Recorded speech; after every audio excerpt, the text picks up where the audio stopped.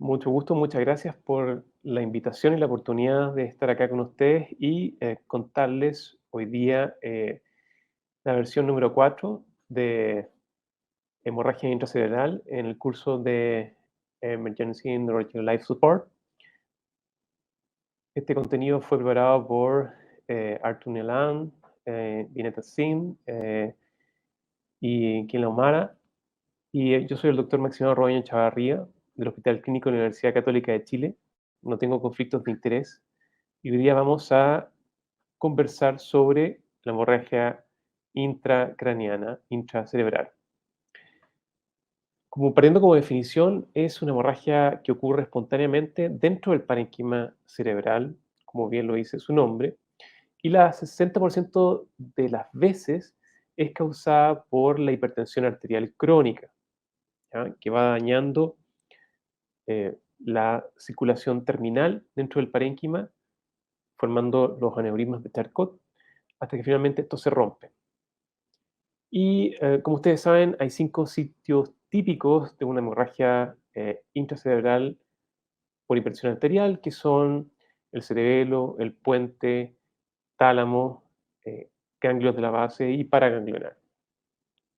Luego, sobre todo en la población mayor, está la angiopatía cerebral amiloidea, hay coagulopatías por exceso de anticoagulantes y antiplaquetarios, anemias vasculares, un poco más, menos frecuentes, como la observación arteriovenosa, los cavernomas, y una causa que es importante, que cada vez la vemos más lamentablemente, son el abuso de drogas simpático-miméticas como la cocaína o las metanfetaminas.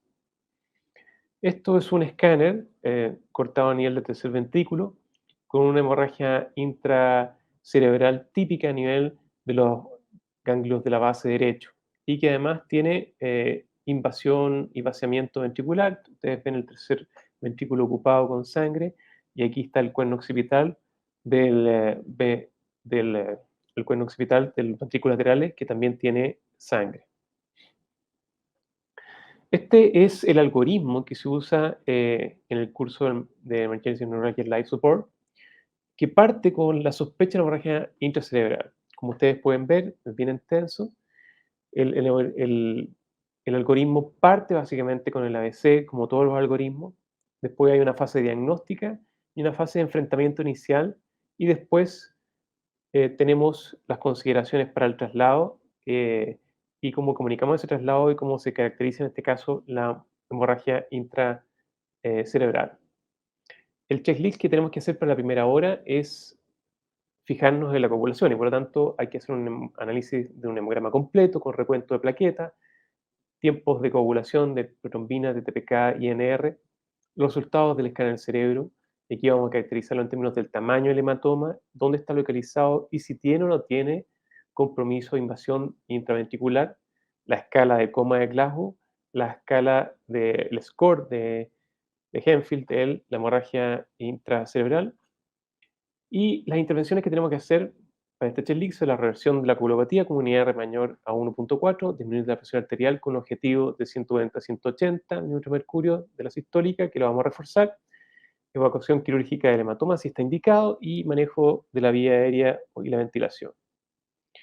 Entonces, ustedes saben que siempre en el curso vamos a rondar en torno a los casos clínicos, este es un curso práctico.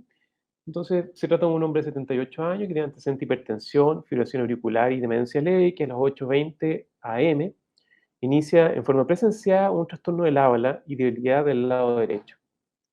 Llega la gente de emergencia, de rescate prehospitalario y lo traslada al Stroke Center. Y al ingreso al Stroke Center tiene una escala de coma de Glasgow de 13, dado por un ocular de 4 de respuesta ocular, verbal 4 y motor 5. Y tiene una presión arterial en ese momento de 172,85 milímetros de mercurio. Entonces, ¿qué puede estar ocurriendo con nuestro paciente? Bueno, evidentemente puede tener, pensando en la ABC, yendo hacia abajo, compromiso de la vía aérea, una herniación y compresión del tronco encefálico, expansión del hematoma, que ocurre hasta en el 40% de los casos, hipertensión endocraniana, injuria cerebral secundaria, que está dado en este caso sobre todo por la presencia de convulsiones, fiebre y la hiperglicemia. Entonces, ante una sospecha de hemorragia intracerebral, Lo primero es pensar en el ABC, ver si requiere instrumentalizar la vía aérea, ¿de acuerdo? Si defiende o no defiende la vía aérea, y si no la defiende, planificar una intubación en secuencia rápida. Después de eso, lo llevamos a hacer el diagnóstico y partimos con un escáner de cerebro sin contraste, ¿ok? Si no se trata en el escáner de cerebro de una hemorragia intracerebral, que el escáner sin contraste tiene una alta sensibilidad y especificidad para una hemorragia intracerebral, bueno, activamos el protocolo NLS correspondiente, ya sea accidente cerebrovascular, de coma o otro protocolo. En este caso tenemos un hematoma que está cerca del polo temporal izquierdo, ¿ya? De un paciente mayor, como el que me comentaba, podría ser una angiopatía amiloidea. Aquí el foco tiene que estar dado en los antecedentes, los medicamentos que toma y la historia de este paciente. El señor es hipertenso diabético, tenía una demencia leve, tiene una fibrilación auricular, ahí sí hay presencia de una insuficiencia cardíaca, y qué medicamentos toma si tienen uso de medicamento anticoagulante o antiplaquetario. Historia social, para las otras causas que hay, medicamentos de abuso, consumo de tabaco. Entonces, con respecto a nuestro paciente, la familia dice que toma warfarina, ¿de acuerdo? Así que puede ser una angiopatía amiloidea y más encima tenemos el hecho de que puede estar tomando un anticoagulante para su fibrilación auricular. Entonces, el primer objetivo que nos centramos es en controlar la presión arterial, ¿de acuerdo? Se sabe que la crisis hipertensiva y las presiones sostenidas aumentan el riesgo de crecimiento del hematoma. Por lo tanto, y esto a través de los estudios IMPACT y ATTACH, las versiones 1 y 2 de ellos, se ha llegado al consenso que básicamente extremar el control de la presión bajo 140 no reporta beneficios significativos que el control 140-180. Así que se toma este nivel como el nivel de control de la presión arterial sistólica, 140-180, pero ajustado en comorbilidades. Pacientes que son más bien hipertensos crónicos, uno puede ser un poco más laxo en el control, cercándonos a 180.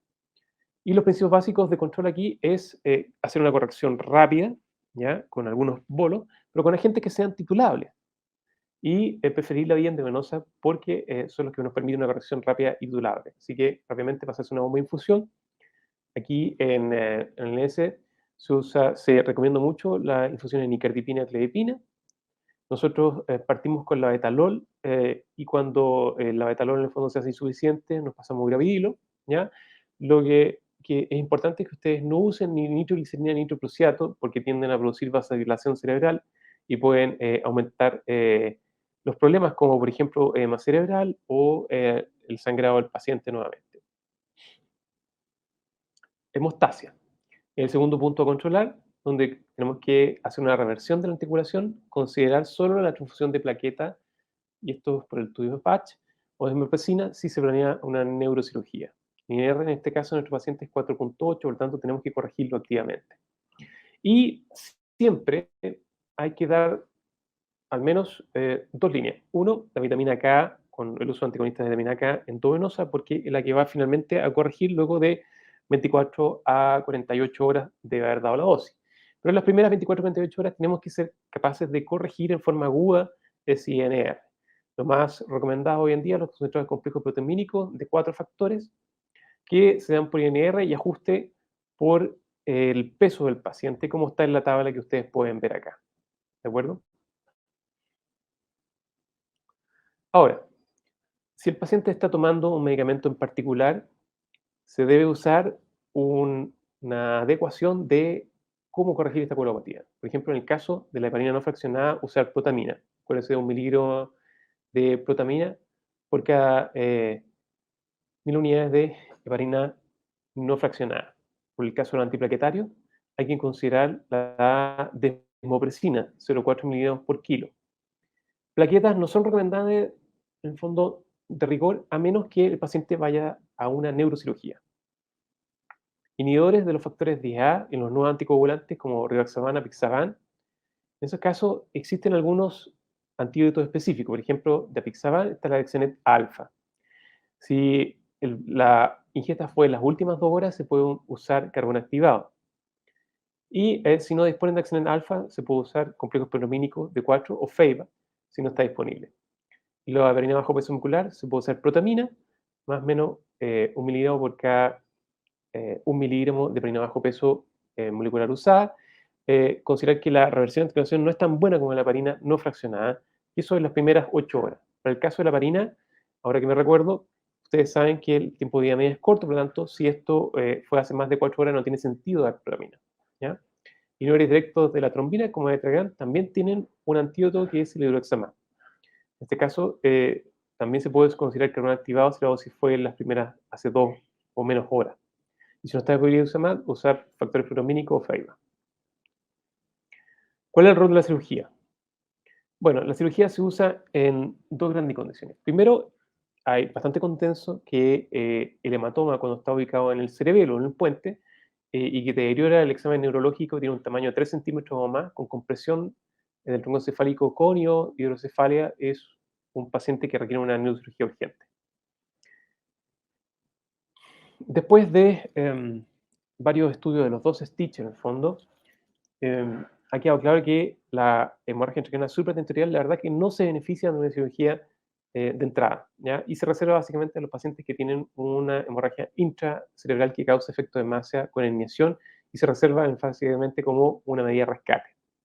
Ahora, eh, en relación a las cirugías con técnicas mínimamente invasivas, han demostrado en ciertos tamaños del hematoma que pueden tener cierto beneficio, pero aún no hay un consenso y una guía clara para ella. Así que, pero la recomendación es que siempre se consulte con un cirujano una vez que uno tiene el diagnóstico de una hemorragia cerebral por la posibilidad de que esta termine en cirugía. El drenaje neutral externo está recomendado en aquellos pacientes que tienen sospecha de hacer una hemorragia intracerebral con hemorragia intraventricular y que tengan efecto de masa. Entonces, Glaukos bajo 8 con un efecto de masa con hidrocefalia, considerar el drenaje ventricular externo. La idea es mantener una PIC bajo 22 y un objetivo de PPC sobre 60. Aquí tenemos que caracterizar después la hemorragia intracerebral. Entonces, sabemos que en este caso nuestro paciente es supratentorial, es temporal izquierdo, ¿ya? Y que tenía aquí un poco de hemorragia intraventricular, aunque no está claro en esta fotografía, ¿de acuerdo? Entonces tenemos que hacer la escala de la hemorragia intracerebral de Henfield, el volumen y su localización. Ya tenemos la localización, ¿ya? Y en el slide, en el cual se vea la mayor tamaño del hematoma, ¿ya? Vamos a calcular por la fórmula esferoide cuál es su volumen. Entonces lo que se hace es tomar el tamaño de los dos ejes, ¿ya? Con el segundo perpendicular al anterior, el diámetro máximo y el perpendicular a él, ¿ya? Eso implica el diámetro máximo por el perpendicular, A por B, ¿ya? Y el C es visto en el eje Z, es decir, podemos calcularlo en dos formas. Primero, tomar una proyección ya sea sagital o caranal y tomar el C, ¿de acuerdo? O si no, saber a cuánto está reconstruido cada uno de los slides, ¿ya?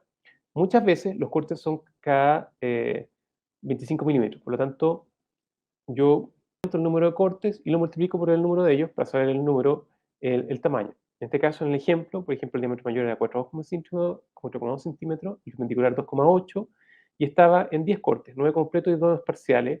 Esto significa 10 por 0,25 da 2,5 centímetros. Entonces se multiplica 4,2 por 2,8 por 2,5, ¿ya? Y se divide por 2 y te da un volumen de casi 15 ml.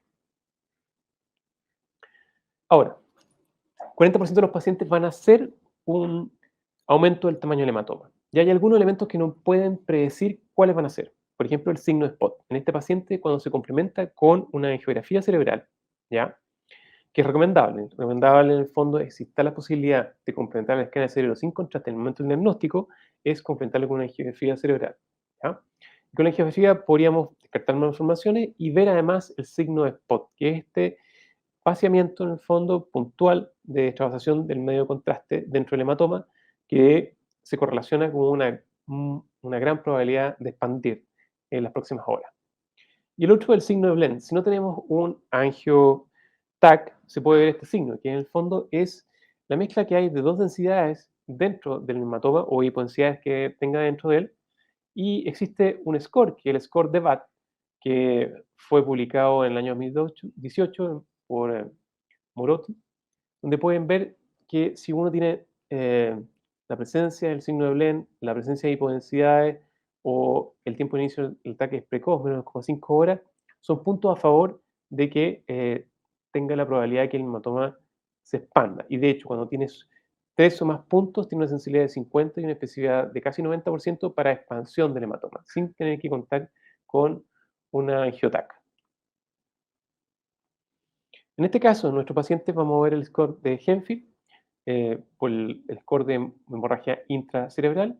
Tenía un Glasgow que era bueno, ¿ya? Un volumen que era menos de 30 ml, tenía presencia de hemorragia intraventricular y tenía un origen supratentorial y tenía menos de 80 años. Por lo tanto, él tiene un punto, ¿ya? En este score de Genfield.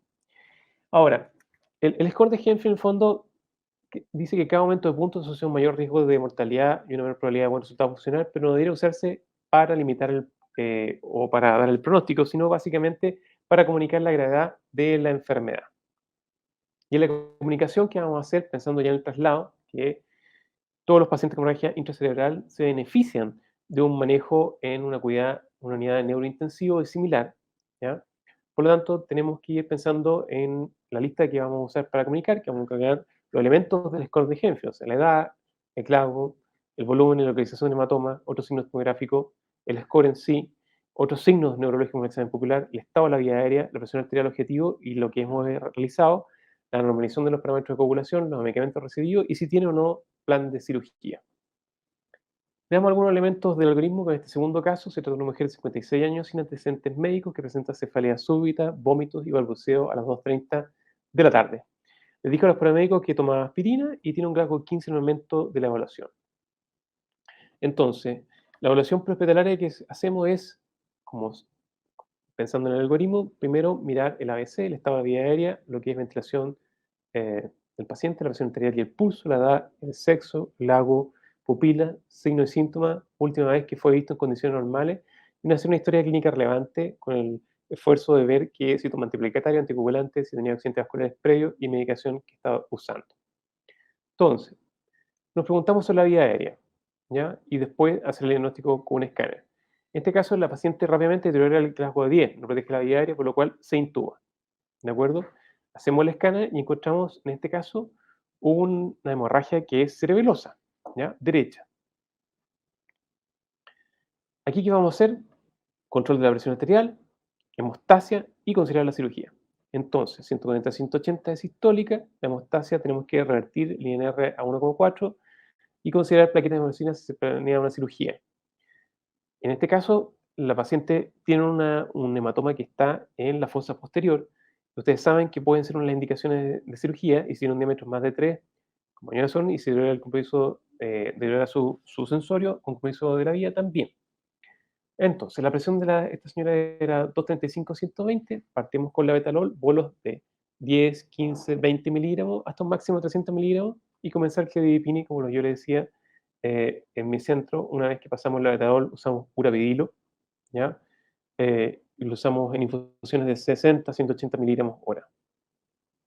INR lo vamos a llevar a 1,1 y en el caso de ella que tomaba antiplaquetario, se va a transfundir plaqueta, si va a ir a la cirugía y se puede considerar el uso complementario de desmopresina 0,4 miligramos por kilo por una vez.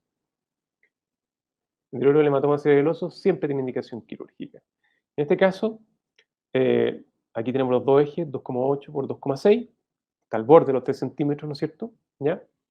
Y el número que hay en los cortes que son axiales en plano Z son 6 cortes, en este caso reconstrucciones de la fosa posterior son de 0,5, ¿ya? Por lo tanto son 5 completos más 2 parciales, 6 por 0,5, ¿ya? Eh, y te da 3 centímetros por 2,6 por 2,8 dividido por 2, lo que te da 11 ml de hematoma. No tiene hemorragia intraventricular y no tiene signo de spot a la angiotaca. El glauco ha seguido bajando, de 10 ahora tenemos 6, ¿ya? Y la escala de Genfield, revisemos, tiene un punto per score, tiene un volumen que es menos de 30, no tiene hemorragia intraventricular, pero tiene origen infratentorial, ¿ya? ¿De acuerdo? Y tiene menos de 80 años, por lo tanto, 2 de score de Genfield. Bien, y la comunicación que vamos a hacer del diagnóstico del hemorragia intracraniana va a ser edad, grado ocular, volumen del hematoma, localización, hallazgos del escáner, score, estado de la vía aérea, objetivo de la presión arterial, tratamiento titulable, parámetros de coagulación y reversión que hicimos, la medicación administrada y el plan quirúrgico. Bien, esa paciente requiere una evaluación neuroquirúrgica y probablemente una cirugía para poder, en el fondo, sacar el hematoma y proporcionarle espacio para que sobreviva. Consideraciones pediátricas que tenemos que hacer, la hemorragia intracraniana intracerebral es menos común en los niños, afortunadamente. Y aquí cambia el escenario, no es hipertensión arterial, sino que son las malformaciones arteriovenosas, los trastornos hemorrágicos, la vasculitis, los aneurismas, la enfermedad de células Apelfisorme y los tumores son las causas más frecuentes. Aquí trato de utilizar más o menos los mismos principios que en adulto, prestar atención, eso sí, al tratamiento de las convulsiones, que son más frecuentes en niños. En cuanto al control de la presión, no hay un parámetro establecido en niños grandes, use lo mismo que se usa en adultos, 140-180. La nicardipina es oral, el esmorol también puede ser un agente alternativo. Y algunos elementos clínicos para finalizar importantes en la hemorragia intracerebral. Primero, que la expansión del hematoma ocurre siempre en las primeras horas, 6 a 12 horas, hasta el 40% de los casos. El signo es POP, ¿ya? Eh, en el escáner, en el angiotac, y el score de BAT que vimos, en el caso sin contraste, pueden ayudar a identificar a los pacientes que tienen más riesgo de hacer esta expansión. El score de Genfeld, la hemorragia intracerebral, se utiliza como herramienta de comunicación y no como predictor de resultado neurológico. Y los pacientes que entran a neurobusi comparados con aquellos que no, tienen mejores resultados. Reduzca siempre la presión arterial a 140-180 y si tiene comorbilidad, ajuste según las comorbilidades. Si es hipertenso, tolera un poco más de presión. La regulación urgente de la copatía es mandatoria para impedir la expansión y las recomendaciones actuales no respaldan el uso de profilaxis en convulsiones. ¿Ya? Ahora, si el paciente tiene un nivel de conciencia que no se condice con la imagen, consideren en ese caso hacer un electrocardiograma continuo por la presencia de convulsiones subclínicas. Muy bien, abrimos la sesión de preguntas.